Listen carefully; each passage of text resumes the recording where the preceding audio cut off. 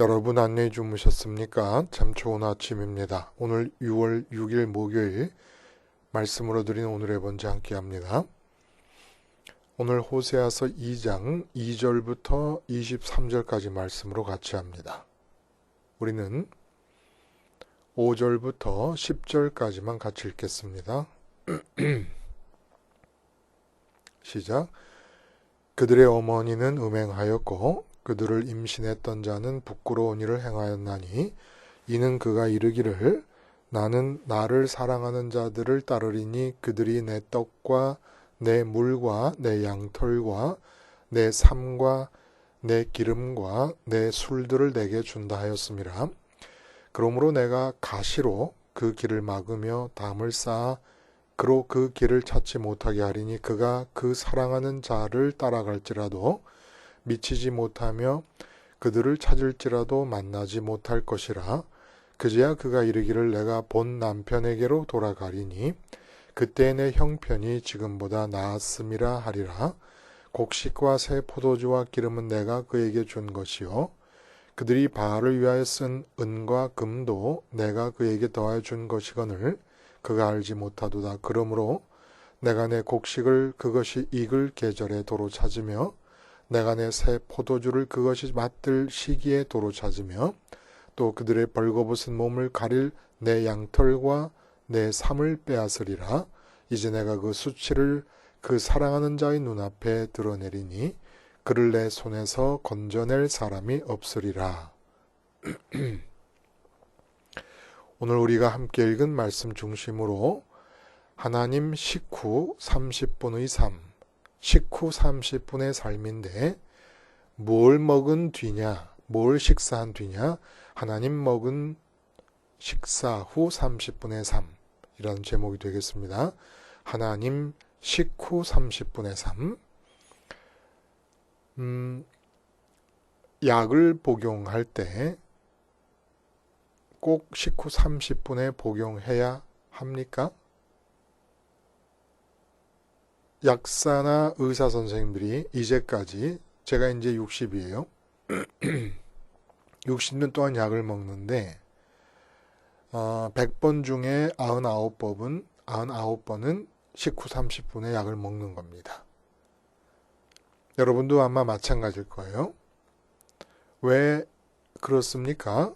식후 30분에는 음식물이 그 소화기관의 점막을 보호하기 때문에 이 특별히 위점막에 대한 자극이 적고 그리고 식후 30분이 약을 복용하는 그 비율이 가장 높은 시간이라고 믿었기 때문에 그렇게 대부분 약을 식후 30분에 복용하라고 권장을 합니다. 그래서 너무 바빠가지고 만약 정식으로 식사를 하게 되지 못할 경우면 약을 먹기 위해서는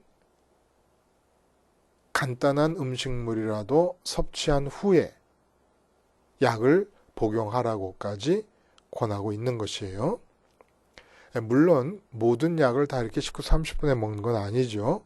당뇨약이라든지 또 제산제 그리고 골다공증 약, 결핵약 같은 것은 식전에 먹어야 되는 약이기도 합니다. 어쨌든 그럼에도 불구하고 그냥 거의 모든 약은 그냥 식후 30분이에요. 그런데 2017년 9월에 서울대학병원이 이제 약사회와 함께 논의한 끝에 발표한 약 복용 기준이 나왔습니다. 약의 종류에 따라서 식후, 식전, 그리고 취침 전 이렇게 세 가지로 나누는데 특별히 눈에 띄는 부분이 뭐냐면 식후 30분 대신에 식사 직후 곧바로 복용을 이제 복용 시간의 기준으로 제시했다는 거예요. 왜 이러냐 하면은 식후 30분에 먹는 것이 위점막을 보호하기 때문에 소화기관을 보호한다라고 하는 생각에서 굳이 30분을 기다릴 필요가 없다는 것을 알게 된 겁니다. 그러니까 의학적인 어떤 충분한 증명이 없는 얘기라는 거예요. 식후 30분이라는 것이. 그리고 그 식약처에서도 단 한 번도 식후 30분에 약을 먹는 게 좋다라고 뭐 허가를 냈다든지 권장을 해본 적이 없습니다. 그런데다가 식후 30분이 복용 이행률이 가장 높다고 믿었는데 실제로 보니까 30분을 기다리는 환자들의 심리적 부담이 클 뿐만 아니라 30분을 기다리느라고 약을 먹지 못하는 경우가 왕왕 발생하더라는 겁니다. 그리고 외국의 경우를 면밀히 따져보니까 외국의 어떤 의사도 식후 30분에 약을 먹으라는 권고를 하지 않고 있더라는 거예요. 그래서 식후 30분 될 때를 기다리지 말고 식후면 된다 라는 기준을 제시한 것이에요. 우리 입장에서, 오늘 본문을 이해하는 우리 입장에서는 식후 30분이 아니라도 상관없습니다. 하여간 30분이 아니라도 식후면 되는 거예요. 식후면. 식후는 말씀드린 대로 무슨 식후를 말하는 것입니까? 마음으로 하나님을 먼저 먹고 나서 일상의 삶을 살아가자는 것입니다. 여러분, 저랑 약속을 합시다. 오늘부로 마지막 내 인생의 시간 마지막 순간까지 우린 어떻게 살아가냐 하면은 식후 30분 법칙을 절대 법칙으로 적용하며 살아가는 겁니다. 30분이 아니라도 상관없어요. 하여간 식사 직후 법칙을 절대 법칙으로 삼고 살아가자는 거예요. 모든 일상의 삶을 사는 중에도 순간순간 무엇을 하게 되는 일이 벌어지게 되면 그 일은 식후에 하라는 거예요. 반드시. 먼저 마음으로 하나님을 먹고 하라는 겁니다. 그래서 먼저 마음으로 하나님을 먹지 않고는 아예 그것을 손대지 말라는 것이에요. 이제까지 우리들 대부분은 우리 마음이 하나님 크기로 비어 있는데 그 하나님 크기로 비어 있는 마음을 빈 상태로 세상을 마주 대해서 살았던 거예요. 이게 치명적이라는 겁니다. 진짜 비타민C 같은 것은 빈속에 비타민C만 이렇게 먹으면 굉장히 속이 아파요. 그리고 저는 특별히 그 아스피린을 먹으면 속이 쓰리고 아파서 견딜 수가 없습니다. 저희 집사람 같은 경우는 아스피린이 그렇게 잘 들어가지고 웬만한 모든 어떤 몸에 불편한 증상이 나타나면 웬만하면 그냥 사이다에다 아스피린 먹으면 다 나아요. 그럼 전 그 좋은 아스피린을 먹지를 못합니다. 위가 상해요. 그런 것과 마찬가지로 우리 마음이 하나님으로 채워지지 않은 상태, 하나님을 먹는 식사를 하지 않은 채로 마음이 빈속으로 세상을 살게 되면 빈속에 비타민C나 아니면 무슨 아스피린이나 다른 약을 먹어서 위장벽이 상하는 정도는 아무것도 아닙니다. 치명적이라는 거예요. 그래서 우리가 살면서 마음이 아프다, 마음이 괴롭다, 마음이 불편하다 하는 것은 위가 비었을 때 음식물이 들어가지 않은 상태에서 아스피린을 먹어서 아프고 비타민C를 먹어서 아프고 독한 약을 먹어서 아픈 것과 똑같은 이유 때문이라는 겁니다. 우리 마음이 아픈 이유는 지금 모든 아프고 괴롭고 고민스러운 이유가 지금 세상을 담고 있기 때문 아닙니까? 마치 빈속에 아스피린을 먹은 것 같이 빈속에 비타민C를 먹은 것 같이 빈속에 독한 약을 먹은 것 같이 하나님으로 채워져야 되는 마음에 하나님이 채워지지 않은 빈속으로 세상을 담았기 때문이라는 이 간단한 사실 때문에 그렇게 마음이 괴롭고 힘들고 고민스럽고 평강이 깨져버린 거예요. 그리고 우리는 그 상태로 평생을 살아가고 있는 중입니다. 그래서 반드시 이 세상의 모든 어떠한 일은 식후에만 하기로 결정하자는 거예요. 금강산도 식후경이란 말이 삼전 영역에 적용되어야 된다는 겁니다. 그래서 아침을 먹고 출근을 하려면 조금 부지런을 떨어야 되지 않습니까? 마찬가지로 우리가 하루를 시작할 때 반드시 하나님을 마음으로 먹고 나서 삶을 시작하기 위해서 조금 부지런을 떨자는 거예요.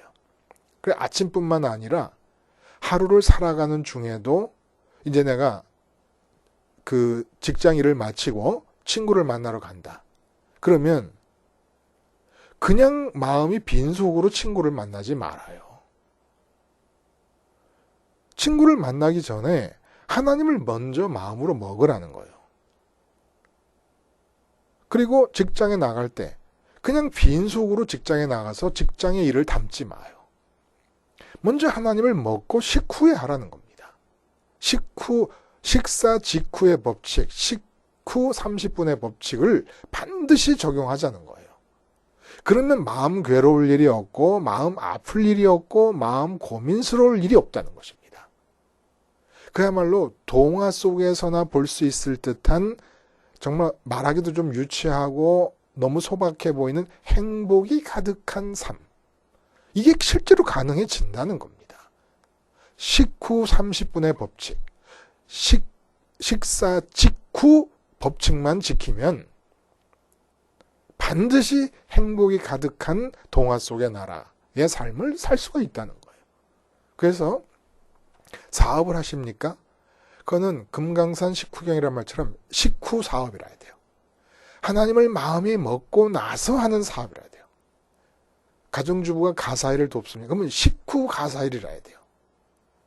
직장생활도 식후 직장이라 해야 되고 건강에 대한 고민도 식후 건강. 먼저 마음을 하나님으로 채우고 나서 건강을 관계하라는 겁니다. 돈, 이거 뭐 아주 중요한, 돈을 그냥 마음이 빈속으로 돈 문제를 다루지 말고 돈 문제를 생각하지 말고 반드시 식후에 먼저 하나님을 먹고 그 다음에 남편과 아내도 마찬가지예요. 부부관계도 아내를 만나기 전에 먼저 하나님 먹은 뒤에 아내를 만나고 하나님 먹은 뒤에 남편을 만나라는 거예요. 부모나 자녀를 대하는 것도 마찬가지입니다. 연애하잖아요. 연애. 절대로 마음속에 애인을 담지 마요. 그러면 반드시 그 애인 때문에 괴롭고 위궤양처럼 빈속에 독한 약을 먹었을 때 위가 아픈 것처럼 그렇게 아픔이 찾아옵니다. 결혼, 식사 후에 결혼하라는 거예요. 여행, 취미생활 반드시 하나님 먹는 식사 후에 하라는 겁니다. 친구를 만나도 그래요. 특별히 목사님들, 목회 반드시 하나님을 먹고 난 뒤에 목회를 하라는 거예요. 식후 목회입니다. 식후 목회. 하나님으로 채우지 않은 식전 상태에서 목회를 마음에 담아버리면 목회는 독한 약이고 위 점막을 상하게 하는 비타민 C고 그리고 저한테 아스피린 같은 그런 약이 돼버리고 맙니다. 새 삶을 열어줍니다. 식후 30분의 법칙이. 이 식후 30분의 비법이 바로 복지를 살아가는 방법이에요. 오늘 본문에 우리가 읽지 않은 부분을 보면 14절에 그 14절부터를 먼저 보면 그러므로 보라 내가 그를 타일러 거친 들로 데리고 가서 말로 위로하고 우리 앞에 읽은 부분에서는 지금 이스라엘이 고멜이 된 상태를 이야기하면서 고멜이 되었을 때 뭐라고 하느냐 고멜처럼 음란한 여인이 되었을 때 선택받은 백성 이스라엘이 뭐라 그러냐면 떡과 물과 기름과 삼과 양털과 금과 은을 다 바알이 준다 이렇게 고백했다는 거예요. 그런 상태의 이스라엘 백성들을 하나님께서 거친 들로 데려가서 말로 다 잘 타이르겠다는 거예요. 그리고 거기서 비로소 그에게 포도원을 주고 아골골짜기로 소망의 문을 삼게 해주겠다라는 말이 나옵니다. 그러면서 거기서 그들이 나를 응대하기를 어렸을 때와 애굽 땅에서 올라오던 날과 같이 하리라. 하나님이 그걸 그리워하시는 거예요. 광야 생활, 애굽 땅 광야 생활을 그리워하시는 겁니다. 그 광야 생활을 왜 그리워하십니까? 광야는 이스라엘 백성들이 사막인데 마음 둘 곳이 없어요. 광야에서 떡을 구할 수가 있겠습니까? 물을 찾을 수가 있겠습니까? 양털을 구할 수가 있습니까? 아니면은 무슨 삼과 아니면 금과 은을 구할 수가 있겠습니까? 광야라는 땅 자체는 아예 근본적으로 아무것도 이 세상에서 살기 위해 필요한 것들을 얻을 수 있는 땅이 아니에요. 그러니까 그들에게 주어져 있는 것은 살아계신 하나님밖에 없었어요. 그러니까 할 수 없어서라도, 마음에 관심을 보일 것이 없어서라도 하나님께 관심을 갖고 하나님께 집중할 수밖에 없었다는 거예요. 물론 그 와중에도 끊임없이 하나님을 반역하지만 지금 복지 가난에 들어와서 살 때에 비교하면 하나님을 향한 집중도가 환경적으로 높을 수밖에 없었던 그때를 하나님이 그리워하신다는 겁니다. 그래서 거친 들로 데려나가는 광야로 데려나가시겠다는 거예요. 왜냐하면 복지에서 눈앞에 보게 되는 이 세상에 있는 것들, 떡과 물과 양털과 삼이라는 것은 아마 옷을 짜는 그 배에 어떤 재료가 되는 나무를 말하는 거겠죠. 삼과 금과 은 같은 것들이 잔뜩 있으니까 자꾸 그 빈속에 그거를 담게 되는데, 그거를 담고 나서 나타나는 증상이 뭐냐 하면, 그걸 아무리 담아도 마음이 채워지지 않으니까, 그럼 그것들을 포기해야 되는데, 이건 담아도 소용이 없구나라는 걸 깨달아야 되는데, 점점 더 담으려고 하다 보니까 자기 힘으로는 안 돼서 이 모든 것들을 풍요하게 하고 부흥하게 하고 형통하게 하는 신을 만들어 가지고 이방인들이 섬기고 있었는데, 그 신을 자기들도 믿기 시작했단 말입니다. 그 신의 이름이 바알이라는 거예요. 응? 빈속에 이 세상의 것들을 직접 손대고 삶을 살아버리니까 그게 담길 수밖에 없는데, 아무리 담아도 채워지질 않으니까, 예를 들어 떡이다 그러면 더 많은 떡, 더 좋은 떡, 더 맛있는 떡에 대한 어떤 이 그리움이 가득가득해지는데, 내 힘으로 안 되니까 바알신을 섬기게 됐더라는 거예요.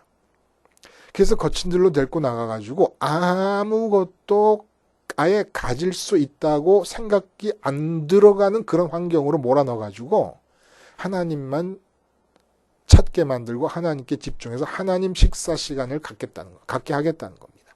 그래서 십자가 복음을 전해보면 확실히 확률적으로, 반드시 그런 건 아닙니다만은, 생활이 힘들고 어려운 형편에 있는 분들이 받아들이는 확률이 더 높은 거예요. 하나님 식사하기가 좋은 겁니다.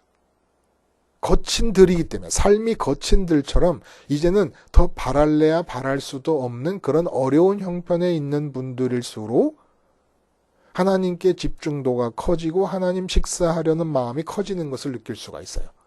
경험적으로. 그 중에서는 여유가 있는 분들인데도 불구하고 하나님께 집중하는, 특별히 하나님께 은총을 받은 그런 심령의 사람들도 있어요, 당연히. 그러나 보편적으로 보면 거친 들이 되어야, 삶의 환경이, 그래야 하나님께 집중을 하고 하나님을 식사하려고 하더라는 겁니다. 여기서 우리가 한 가지 꼭 한번 생각해 보고 싶은 것은 아골골짜기 얘기가 나와요. 아골골짜기. 아골골짜기로 소망의 문을 삼아주리니. 아골골짜기라는 것은 괴로움의 골짜기라는 뜻입니다. 아골의 뜻이. 근데 이 아골골짜기에 얽혀있는 얘기를 여러분 아시지요? 그래서 이 식후 30분의 법칙이 행하느냐 행하지 않느냐에 따라서 괴로움의 골짜기인 아골골짜기의 삶을 사느냐, 아니면 소망의 문이 열리는 삶을 사느냐. 소망의 문이라는 것은 내가 이 땅에 살고 있는 동안에 나의 삶에 대해서 하나님이 갖고 계시는 소망을 말합니다. 식후 30분의 법칙이 복지의 삶을 유지해주는 비결은 이유가 뭐냐 하면 내가 이 세상의 삶을 손대서 삶을 시작하기 전에 먼저 하나님을 먹는 식사 시간을 갖게 되면 그 다음부터는 내 삶에 대해서 하나님이 갖고 계신 소망들이 성취되어 간다는 것입니다. 그래서 소망의 문이라고 한 거예요. 내가 이 땅을 향해서 갖는 소망이 아니라 내가 이 땅을 향해서 소원을 갖게 되는 것은 빈속에 독한 약을 먹는 것과 똑같은 것이에요. 하나님으로 채워지지 않는 하나님 크기의 마음의 빈속을 유지하고 이 세상에서 소망을 담는 건데 세상에서의 소망, 세상의 소원을 그 세상에서의 소원이라는 게 바로 위 벽을 상하게 해서 아프게 하는 약과 같은 것이라는 겁니다. 절대로 그것은 식후가 아니면 손대지 말아야 될 것이고 식후가 되면 하나님이 갖고 계신 소망이 이루어지기 시작한다는 거예요. 자, 아골골짜기가 어떤 교훈을 담고 있습니까? 아골골짜기에 얽힌 그 주인공은 아간이에요. 아간. 요단강을 광야 생활 40년을 마치고 요단강을 건넜습니다. 요단강을 건너서 드디어 470년 만에 아브라함에게 약속해 주셨던 그 약속의 땅 복지로 발을 들여놓게 됩니다. 발을 들여놓는데 저절로 주어진 것이 아니에요. 전쟁을 해야 돼 이제. 그래서 그 첫 번째 전쟁이 뭐냐면 여리고성을 무찌르는 전쟁이에요. 7바퀴를 돌고 소리를 지름으로써 무너져 내리고 정복을 하는데 하나님께서 이 여리고성을 정복할 때 그 우리말 성경을 통해서 읽어보면 이렇습니다. 여호수아서 6장 18절 보면 어떤 명령을 내리시냐면 여리고성을 정복하게 될 텐데 정복할 때는 어떻게 해야 되냐면 그러나 너희는 진멸시켜야 할 물건에 손대어서는 안 된다. 너희가 진멸시켜야 할 물건을 하나라도 가져가 이스라엘의 진영에 저주가 내리는 문제를 일으켜서는 안 된다. 이렇게 말씀하십니다. 근데 이 명령을 어기고 아간이 눈에 보기에 너무너무 아깝고 아주 탐스러운 물건들을 몰래 가져다가 자기 장막에 숨겨둡니다. 이걸 모르고 이스라엘이 그 다음에 승승장구하는 마음으로 신바람이 나서 조그마한 아이성을 공격했다가 참패를 당하고 말아요. 그래서 여호수아 백성들 장로들이 하나님 앞에서 울고 불며 기도를 드릴 때 하나님이 응답을 해주신 거예요.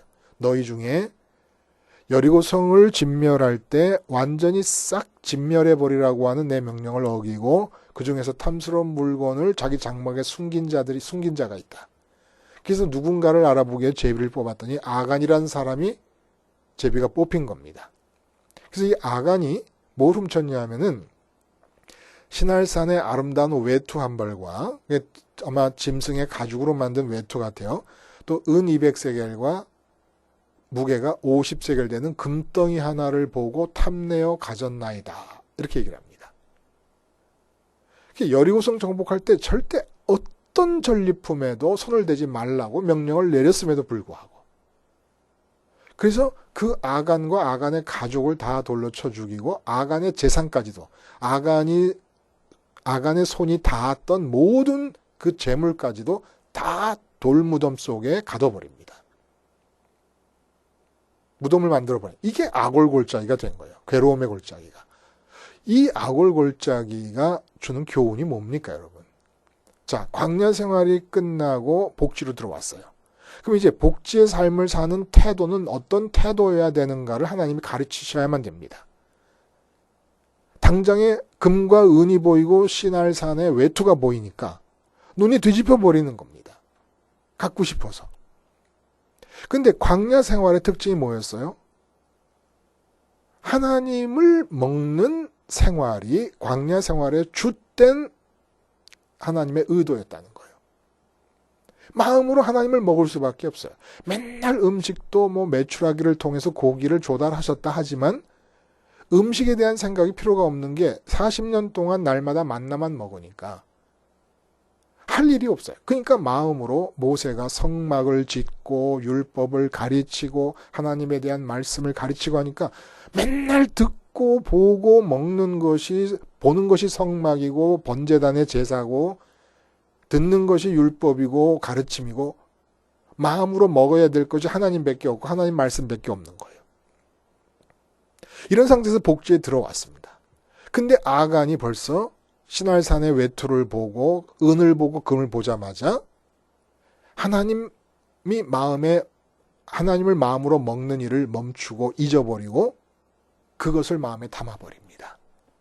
마음에 담는 거죠. 마음에 담는 게 탐심이라는 게 마음에 담는 거 아닙니까? 그리고 괴로움의 골짜기가 만들어진 겁니다. 간단해요. 왜 괴로워요? 왜 마음의 평강이 깨졌어요? 왜 고민하고 계십니까? 일이 안 돼서 고민한다고 생각하십니까, 여러분? 아니에요. 고민이 아픈 거잖아요. 괴로움인 거잖아요. 고통인 거잖아요. 걱정이 아픈 겁니다, 마음이. 평강이 깨진 거니까 편안하지 못하니까 아픈 거죠. 그 왜 아픈 줄 아십니까? 지금 내가 고민하고 있는 나 밖에 있는 그 삶의 문제가 실제 안 돼서가 아니에요. 내 마음이 아픈 것은. 속이 비었기 때문에 그래요. 속이 비었기 때문에. 하나님이 채워지지 않기 때문에. 그러니까 하나님이 채워지지 않은 상태에서는 별의 별일을 다 해도 예를 들어 하나님 안 채워지는데 사업을 했는데 사업이 잘 됐어요. 담아요. 그러면 그 담아서 사업 때문에 배부르고 기쁜 게 며칠 갑니까? 며칠 못 가요. 또 허기가 져요. 그러니까 더 많이 사업을 잘하고 싶어요. 더 많이 잘하고. 끝도 없는 삶을 계속하면서 고민과 괴로움이 수고와 땀 흘리는 수고와 노력이 끝도 없어요. 끝도 없어. 왜? 속이 비었기 때문에. 하나님으로 채워져야 되는 속이 비었기 때문에. 그래서 이렇게 아골골짜기, 괴로움의 골짜기인 삶을 사는 이유는 무엇 때문이며 복지로 복되게 행복이 가득한 삶으로 유지돼서 살 수 있기 위해서 어떻게 해야 된다는 걸 가르쳐 주시기 위해서 여리고 전투를 하게 하시고 아골골짜기의 사건이 벌어진 것입니다. 광야에서처럼 하나님을 마음으로 먹은 식후의 상태로만 삶을 살라는 거예요. 복지에 들어가서 살 때 잠을 자든 깨었든 길을 가든 집에 있든 아내와 남편이 마주대하든 부모와 자녀가 마주대하든 사업을 하든 장사를 하든 여행을 가든 친구와 잔치를 하든 어떤 일을 하든지 간에 광야에서 하나님을 마음으로 먹고 하나님만으로 마음이 배불렀던 그런 하나님 식사의 시간을 반드시 갖고 삶은 무슨 삶이든지 단 한순간도 예비치 하루 24시간 중에 가능한 한 1분도 빠짐이 없이 하나님을 먹은 식후의 삶을 살라는 얘기를 가르쳐 주신 겁니다. 안 그러면 어떤 일이 벌어지냐? 아골골짜기로 변할 것이다. 하나님을 먹고 식후의 삶은 어떻게 될 것이냐? 소망의 문이 활짝 열릴 것이다. 앞으로 하나님이 내 삶을 통해서 무슨 일을 행하실까 하는 기대에 찬 삶을 살 수 있게 될 것이라는 겁니다. 이 기대는 우리가 갖기 전에 하나님 먼저 가시는, 내가 이제 소망했던 하늘에서 이루어진 그 뜻들을 이 땅에서 마음 놓고 이룰 수 있겠구나. 왜냐하면 하나님 먹고 배부른 식후의 상태가 됐기 때문에. 안 그러고 했더니 어떤 일이 벌어집니까? 하나님이 떡을 주십니다. 물을 주십니다. 양털을 주십니다. 옷을 만들 수 있는 삶을 주셨습니다. 기름을 주셨습니다. 금과 은을 주셨습니다. 근데 빈속에 이것들을 먹고 나니까 하나님 크기의 마음이 채워져요? 안 채워져요? 안 채워져. 그러니까 점점 더 많이 갖고 싶대. 그래서 풍요와 다산을 좋아하게 된 겁니다. 근데 이 풍요와 다산은 하나님께 구하자니 하나님은 말씀이 너무 많으셔. 그냥 좀 묵묵히 내 소원을 풍요와 다산을 향한, 지금 빈속에 세상 것을 담고 나니까 속이 쓰린데 속이 쓰린 것이 부족해서 속이 쓰린 줄 알고, 응? 내가 돈을 초봉 250만 원을 받았어요. 250만 원을 받고 처음에 첫 달 기뻐했는데 3달쯤 지나니까 부장님이 600만 원 받고 있대. 그러니까 250만 원이 적어 보이고 마음이 쓰리기 시작해요. 이게 적어서 쓰린 줄 알아요. 적어서 괴롭고 적어서 내가 부족한 삶을 살게 되는 줄 알고. 속이 비니까. 근데 하나님이 주신 것들이에요. 다. 떡도 물도 기름도 양털도 삶도 금도 은도 다 하나님 주신 거예요. 근데 그것을 빈 속에 담으니까 아무리 가져도 모자라고 속이 쓰리네. 그러니까 더 많이 가져야 되겠어. 더 많이 가지고 더 많이 가지려고 하다 보니까 하나님은 당신의 의견이 너무 강하셔. 좀 내가 갖고 싶다고 하는 내 소원을 묵묵히 들어주고 좀 잔소리하지 말고 내 말대로 해주는 신이 필요해. 근데 바알이라는 신을 이방인들이 섬기는 거 보니까 바알은 그 사람들이 별의별 소원을 자기 마음대로 다 얘기를 해도 참 인내성 있게 잘 들어주고 있단 말입니다. 잘 들어주는 것 같으니까 잘 이루어질 것도 같아요. 바알을 통해서 자기의 소원을 합법적인 것으로 타당한 것으로 확증을 하는 겁니다. 자기 스스로에게. 컨펌을 하는 거예요. 컨펌을. 얼마나 매력적인지 몰라요. 그래서 심지어는 하나님의 이름을 부르는 것도 바알처럼 부르게 되어버렸어요. 그러니까 복지의 삶을 계획하셔서 하나님이 우리 하루하루의 삶을 하늘에서 결정하신 뜻대로 이루어 가시면서 복되게 만들어 가시려고 해도 식후 30분의 법칙을 활용하고 적용하지 않으면 빈속이 그걸 먹으면 어떤 일이 일어나느냐. 아니 만족할 줄 알고 먹었는데 채워지지 않으니까 속이 쓰린 거예요. 그러면 더 많이 먹어야 속 쓰리는 게 없어지는 줄 알아. 그러면서 뭐라고 그러냐면 바알이 줬대. 바알이. 뭐를 떡도 물도. 왜냐면 바알을 섬기다 보니까. 바알이 내가 원하는 만큼 풍요와 부흥과 형통을 가져다 줄 것이다 라고 믿으니까 지금 내가 먹고 하는 것도 다 바알이 줬대요.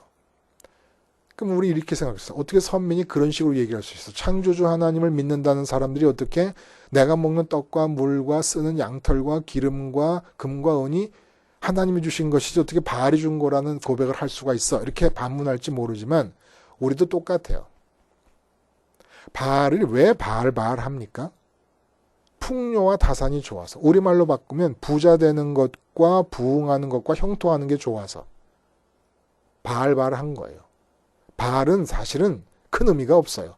내 마음에서 부자 되는 걸 좋아하고 부흥하는 걸 좋아하고 형통하는 걸 좋아한다는 게 문제지. 그래서 바알이 줬다는 말을 바꿔봐요. 어떻게? 돈이 줬다는 말로. 돈이 떡을 주고 돈이 물을 준다. 틀렸어요? 맞았어요. 자신이 없잖아요. 교회에서 성경 공부 시간에 배운 교리에 따른 지식에 의하자면 하나님이 주신 것인데 하나님이 창조주고 생사화복의 주권자니까 마음이 체감하는 상태를 보면 돈이 주는 겁니다. 옷도 음식도 떡도 좋은 아파트도 좋은 차도 다 돈이 주지 하나님이 주는 게 아니에요. 하나님이 주는 것은 교리적으로 또 일이 잘 될 때 기분이 좋아서 감사할 때 하는 말이고 그 감사가 진짜 하나님을 향한 감사겠습니까?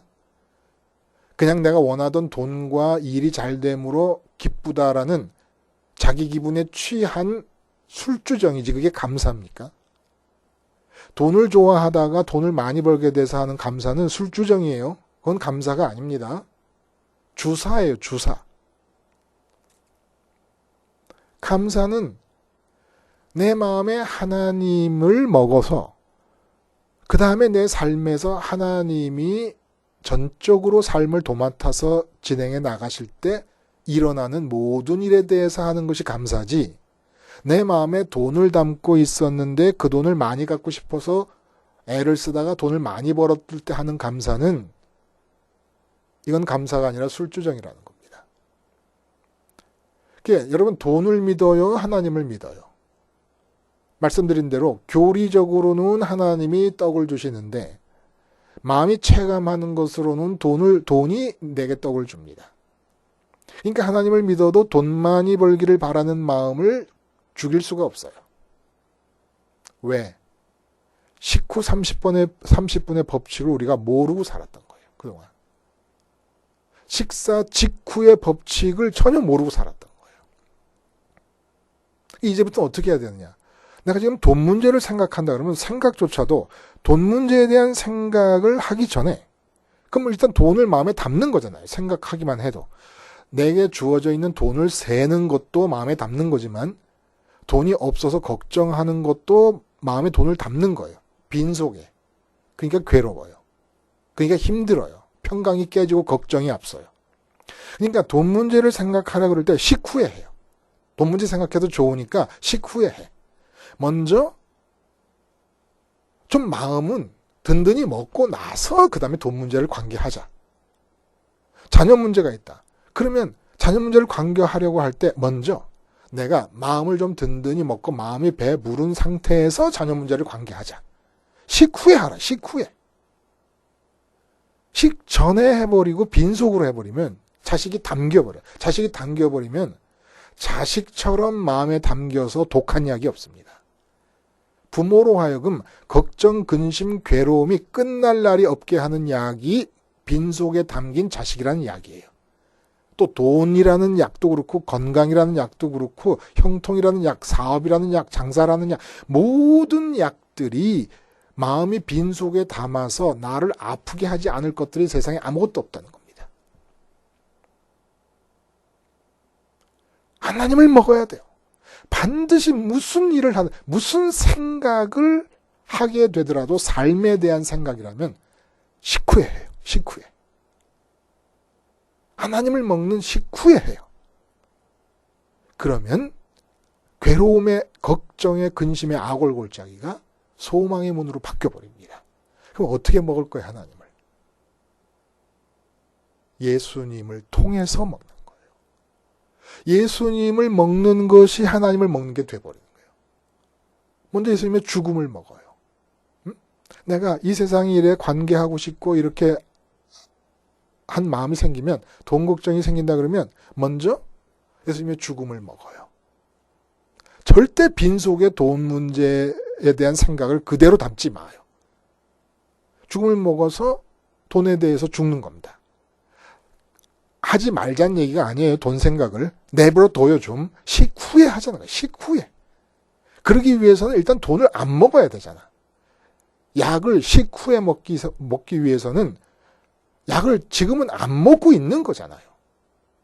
밥을 먹기 위해서. 그러니까 예수님의 죽음을 먹으면서 하나님을 먹으려고 안 먹고 있는 것뿐이에요. 누가 하지 말래? 걱정하지 마요. 그렇게 해서 예수님의 죽음을 먹고 식후로 밀어놔요. 그러면 부활하신 예수님과 함께 하늘을 향해서, 하늘에 계신 아버지를 향하여서만, 그러니까 십자가는 거친 들과 광야 같은 것이에요. 십자가에서 죽었으니까 세상에 대해서 없어서라도 부활하신 예수님과 함께 다시 태어난 마음으로 하나님을 향할 수밖에 없어요. 그러면 하나님을 향해서 막 눈에서 막 이글이글 불이 타는 하나님에 대한 어떤 그 욕구의 욕망의 불을 막 보이는 겁니다. 그리고 입에서는 막 침을 흘리는 거예요. 하나님 먹고 싶어가지고. 그래서 우리가 하나님 먹고 싶어서 입에서 침을 흘리고 눈에서는 막 이글이글 하나님을 향한 욕망이 다 불타오르잖아요. 이 모습을 보고 하나님이 황홀경에 빠지시는 거예요. 너무 기뻐서. 하나님이 원하시는 이거 한 가지. 이거 한 가지. 나를 먹고 싶어하고 나만이 마음의 만족과 기쁨을 준다는 걸 믿느냐. 그래서 나를 먹고 싶어 하느냐. 이거 한 가지를 보고 싶어 하시는 거예요. 그러면 우리의 삶은 하나님을 먹은 뒤에 보니까 내가 하고 싶은 게 아무것도 없어. 돈이야 있거나 말거나. 건강은 나빠서 일찍 죽으면 빨리 아버지께로 가는 것이니까 나쁠 것도 없고, 살려두시면 하나님이 하실 일이 더 남은 거니까 그것도 나쁠 것도 없고. 세상을 이렇게 보기 시작해요. 근데 하나님은 이제부터다. 팔 걷어 붙이시고, 내가 하나님이 어떤 일을 행하시더라도 그것들을 빈 마음에 담지 않을 것이 확실시 되면, 하나님이 행하시는 일들이 좋은 일이 많이 있을 거 아닙니까? 기가 막힌 일들이 사회적으로 자랑할 만한 일도 일어날 수도 있고. 근데 그걸 담으면 안 되기 때문에 못 이루시는 거거든요. 그러니까 하나님이 소망의 문을 열 수가 없어요. 근데 내가 식후 30분의 법칙을 주님의 십자가를 붙잡고 죽어라고 지켜나가는 겁니다. 세상의 일을 생각조차 안 하는 거예요. 왜냐하면 식후에 하자고 밀어놓고. 그래서 하나님을 먹고 나면 하나님으로 배부른 상태에서 보면 돈 생각, 건강 생각, 무슨 걱정 할 일이 하나도 없어져. 그럼 이제부터 하나님의 소망의 문이 열리기 시작한다는 거예요. 십자가 생활화가 하나님을 먹게 해줍니다. 예수님이 부활하시고 승천하시고 우편에 가시지 않았다면 우리는 하나님 옆에 가서 하나님을 먹을 수가 없었을 것이에요.